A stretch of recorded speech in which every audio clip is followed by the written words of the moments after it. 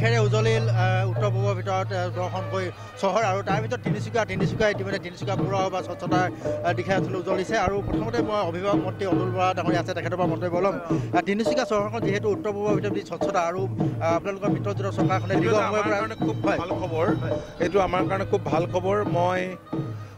সেই সময়ৰ পৌৰ প্ৰশাসনৰ বা মন্ত্ৰীগৰাকীৰো এই ক্ষেত্ৰত ডেফিনেটলি উদ্যোগ আছে মই তেওঁকো অভিনন্দন যাচিছোঁ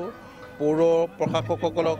আৰু জিলা প্ৰশাসনকো মই ধন্যবাদ আৰু মই আন্তৰিক অভিনন্দন যাচিছোঁ আৰু এইটো মই ভাবোঁ যে তেওঁলোকে এটা ভাল দৃষ্টান্ত দেখুৱাইছে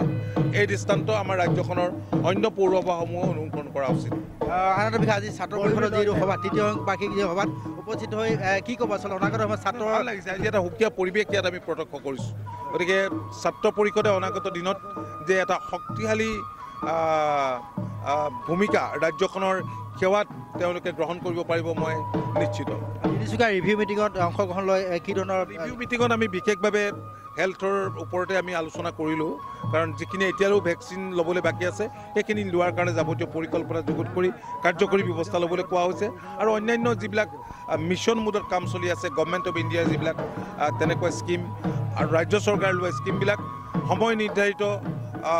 কাৰ্যসূচীলৈ আগবাঢ়িবৰ কাৰণে কোৱা হৈছে ধন্যবাদ জ্ঞাপন কৰিছোঁ আচলতে এটা কথা ক'ব লাগিব যে যিহেতু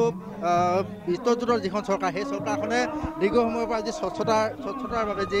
কাম কৰি আহিছিল আৰু তিনিচুকীয়া চহৰখন বা তিনিচুকীয়া চহৰৰ যিসকল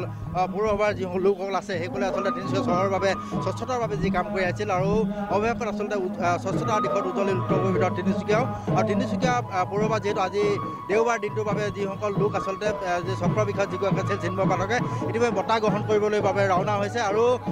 অভিভাৱক মন্ত্ৰী অতুল বৰাৰ মন্তব্য শুনোৱালোঁ আৰু অনাগত সময়ত যাতে তিনিচুকীয়া চহৰখন ইয়াতকৈ সৰ্বাংগ সুন্দৰ কৰি তোলাৰ বাবে ব্যৱস্থা গ্ৰহণ কৰে তাৰে আচলতে আমি